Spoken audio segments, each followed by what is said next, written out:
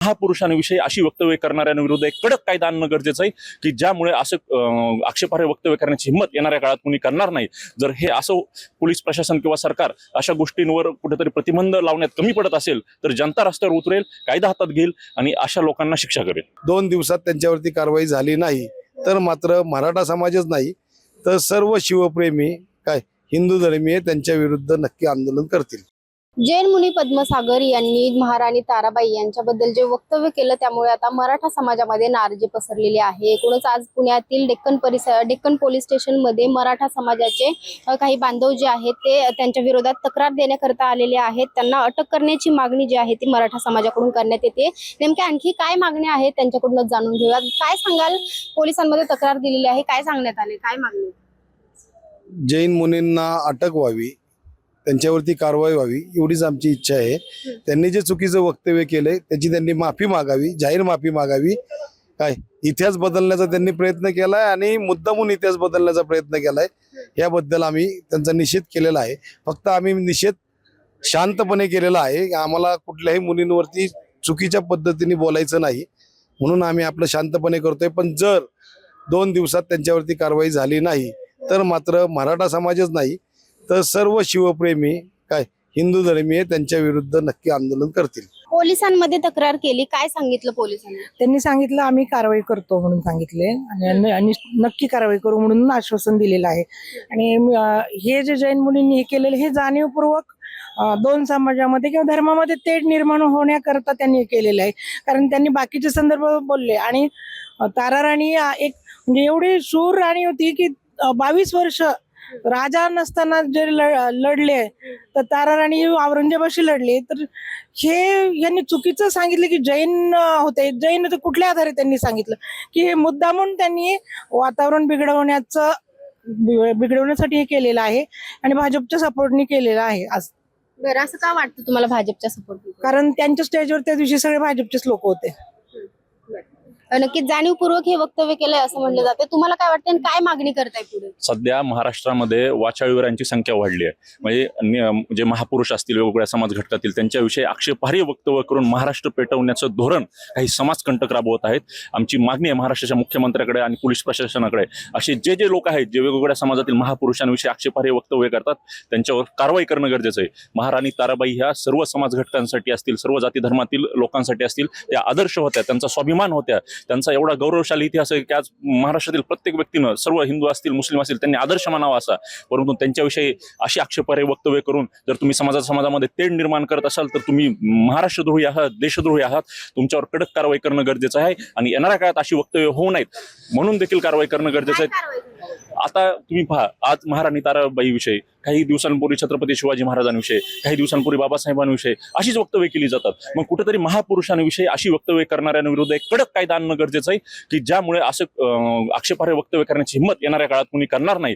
जर हे असं पोलीस प्रशासन किंवा सरकार अशा गोष्टींवर कुठेतरी प्रतिबंध लावण्यात कमी पडत असेल तर जनता रस्त्यावर उतरेल, कायदा हातात घेईल आणि अशा लोकांना शिक्षा करेल। नक्कीच। तुम्हाला काय वाटतं, कोण जबाबदार आहे या सर्व वक्तव्याला किंवा एकूणच या प्रकरणाला कोण जबाबदार आहे आणि काय शिक्षा झाली पाहिजे, काय मागणी केली? ह्याला तर खरंच मला असं वाटतं की कोणीतरी राजकीय पोळ्या भाजण्याचा प्रयत्न करतंय। कारण वारंवार अशा महापुरुषांबद्दल बोलून कुठेतरी 2 समाजात तेढ निर्माण करायचा अशी घटना वारंवार घडतायत। त्यामुळे कुठेतरी आज आम्ही तीच मागणी धरून ठेवली आहे की या जैन मुनीवर तात्काळ कायदेशीर कारवाई करून अटक करून गुन्हा दाखल करावा, अन्यथा येणाऱ्या 2 दिवसात या महाराष्ट्रात अतिशय मोठं आंदोलन उभं राहील आणि सर्व मराठा समाज असेल, सर्वच समाजाचे शिवप्रेमी असतील, हे रस्त्यावर उतरल्याशिवाय राहणार नाहीत। का सामाजिक तेढ निर्माण केलं जातोय वारंवार, काय वाटतं? खरं म्हणजे हास्यास्पद आहे की ज्या धर्माला क्षत्रियांचा इतिहास नाहीये आणि ज्यांना शिवाजी महाराज आणि ताराराणी किंवा राजाराम महाराज आणि संभाजी महाराज यांच्यासारखे कर्तृत्ववान पुरुषच लावले नाहीत, त्यांनी खरं ते आपल्या पुढे तू उडायची गरज नाहीये। आणि महाराणी ताराराणीचा इतिहासच त्यांनी खरं म्हणजे पूर्ण शिवाजी महाराजांचा इतिहास, महाराष्ट्रातले जे महापुरुष आहेत त्यांच्याबद्दल या धर्मियांना, इतर धर्मियांना काहीतरी आकस आहे असं दिसायला लागले। कारण वारंवार होणारे शिवाजींचा अपमान असू, बाबासाहेबांचा अपमान असू, शाहूंचा अपमान असू, महात्मा फुलेंचा, आणि इतिहासात गेलं हीच लोक, हेच धर्मीय हे यांच्यावर हे समाजकंटक म्हणून यांच्यावर चिखलफेक करत आले आणि आता जी पुनरावृत्ती होत आहे याला कुठेतरी सत्तेचं पाठबळ असलेलं दिसायला लागलंय. कारण जे बेबंदपणे यांचं बोलणं चालू आहे यांना धाक राहिलं नाही आणि यांना तयार करायची आमच्या धमक आहे. पण त्याआधी सरकारने याची दखल घेऊन त्याला देशद्रोहाचा गुन्हा दाखल करावा.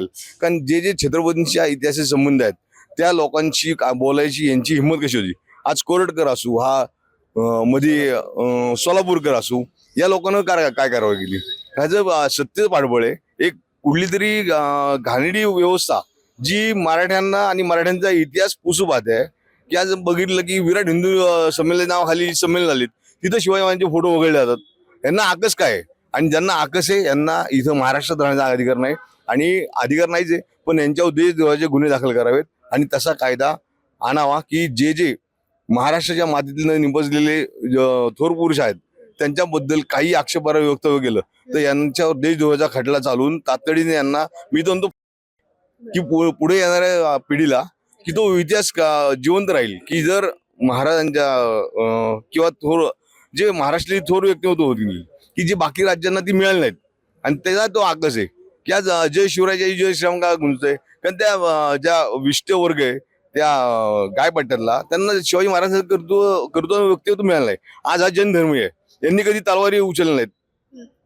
यांनी कधी कुठे राजाला आक्रमणापासून ते तोंड द्यायला गेले नाहीत. यांनी यांच्या पोरीवाळी त्यांना भाल करून यांची सत्ता कायम ठेवली. त्यांना निव्वळ आकस आहे.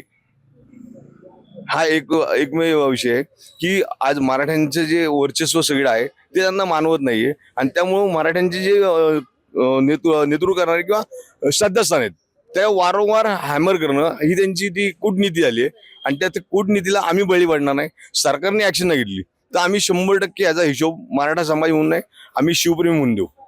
काय हिशोब देणार हिशोब आता मराठ्यांचा हिशोब आम्ही सांगून देतो का. मराठा गणिगावने लढलेत.